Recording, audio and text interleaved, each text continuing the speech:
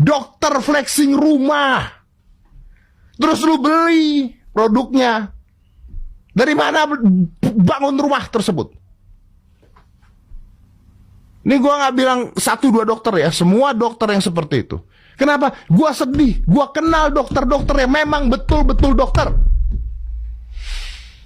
Gue COVID hampir mati. Karena kena sitokin. Oke? Gue kenal dokter yang namanya Dokter Gunawan. Dokter Gunawan itu, dokter rumah itu, dokter Gunawan itu gak flexing rumah. Dia jual rumah, bangsat. Dia jual rumah buat beli obat untuk pasien-pasiennya. Dia jual rumah. Dia jual mobil buat beli obat untuk pasien-pasiennya. Itu dokter. Gue pernah undang dokter yang bikin rumah sakit terapung, yang prakteknya bayar pakai sayur, lu tahu nggak? Lu kebayang nggak? Gue punya dokter pribadi, namanya Dokter Weni, pernah gondang di sini. Gue punya dokter di RSI Pondok Indah sini, RSPIB sini, namanya Dokter Lulu, Dokter Jasmine. Punya gue dokter-dokter yang memang benar-benar dokter, yang berusaha untuk ngasih pasiennya obat-obat paling baik, paling murah. Bahkan ke gue yang dia tahu gue punya duit, dia nanya, "Masjid ada asuransi nggak? Masjid ada pilihan obat lebih murah, lebih apa?" That's dokter. Gue mau tanya deh, ini sumpah dokter gini ya. Bentar. Kita jangan sampai sumpah dokter dulu. Gini. Gue bikin somasi. Ini jujur nih bikin somasi nih. Salah dia nih bikin somasi. Gue bikin somasi. Oke? Terus isinya tidak mendidik. Ada dinar candy-nya, tidak mendidik. Emang ada gitu? Sumpah podcaster. Saya sebagai seorang podcaster bersumpah mendidik bangsa, nggak ada. Sumpah guru mungkin ada. Sumpah podcaster nggak ada. Tapi dokter tuh punya sumpah nggak? Gue mau tahu. Kenapa gue sedih? Karena kesian dokter-dokter yang benar. Gue kenal berapa dokter yang benar-benar dokter, nggak bikin sosial media buat viral-viralan. Itu curhatnya sama gue, kenapa ya kayak begini sekarang? Kenapa kayak begini sekarang? Dokter tuh punya sumpah. Apa sumpahnya? Memperkaya diri. Apa sumpahnya? Jualan terbesar di TikTok. Apa sumpahnya? Ribut sama dokter antar dokter. Apa sumpahnya dokter? Nih ya, gue tahu beberapa sumpah dokter. Salah satunya, sumpah dokter ya.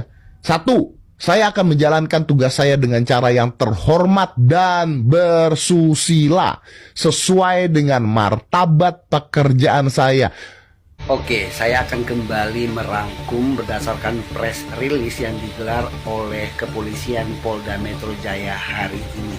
Kabid Humas Polda Metro Jaya Ade Ari membenarkan bahwa penyidik Ditcyber Polda Metro Jaya menetapkan status tersangka kepada saudari NM dan IM dalam kasus dugaan pemerasan dan pengancaman serta tindak pidana pencucian uang atau TPPU yang dilaporkan oleh Dr. Reja pada 3 Desember 2024 kemarin. Nah, pada hari ini Kamis 20 Februari 2025, penyidik Ditcyber Polda Metro Jaya seharusnya melakukan pemeriksaan kepada 2 tersangka ini, yaitu NM dan IM. Namun pada 19 Februari 2025 kemarin, penyidik Ditcyber Polda Metro Jaya menerima surat permohonan penundaan pemeriksaan kepada 2 tersangka ini yang dikirimkan oleh pengacara NM serta menjadwalkan ulang kembali pemeriksaan yang dijadwalkan itu pada 3 Maret 2025 mendatang. Disebutkan dengan alasan karena si tersangka ini masih memiliki pekerjaan yang tidak bisa ditunda atau digantikan.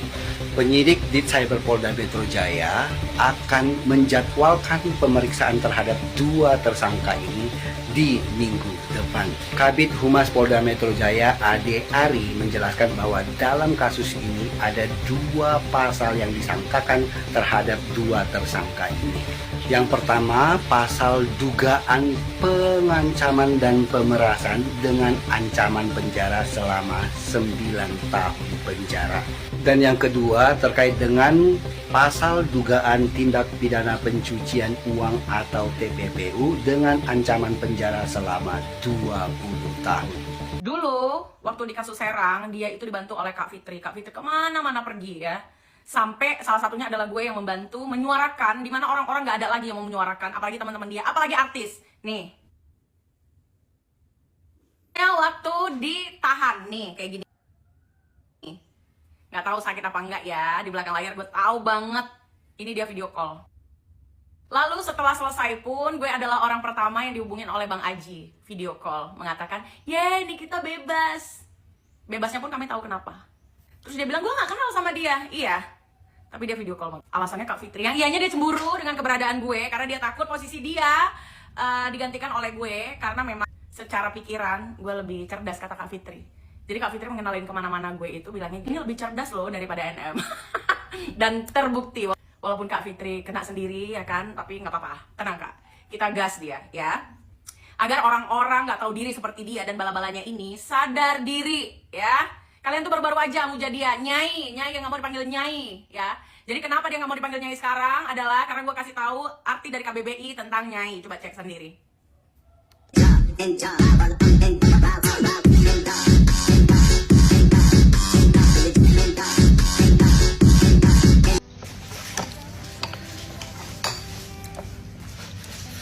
Jadi guys, gue kasih tahu ya, buat kalian yang punya bisnis kuliner. Allahu Akbar. Aduh, kaget gue jatuh.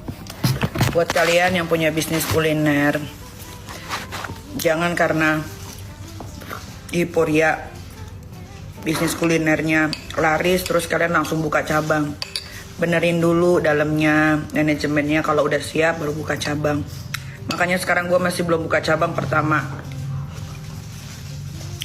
karena masih baru. Kita harus belajar dulu flow-nya. Kan makanya orang-orang tuh bisnis kulinernya coy pada bangkrut karena terlalu euforia. Dia nggak itu susun yang benar-benar dulu manajemennya, flow-nya gimana, karyawannya gimana. Kalau gue orangnya nggak keburu nafsu guys. Kita juga harus selalu mentingin rasanya, biar rasanya nggak berubah-berubah. Kalau menurutin nafsu kayak kalian, Kak, buka di sini, buka di situ. Cabang gue udah banyak, habis itu terbengkalai semua. Coy. Amit.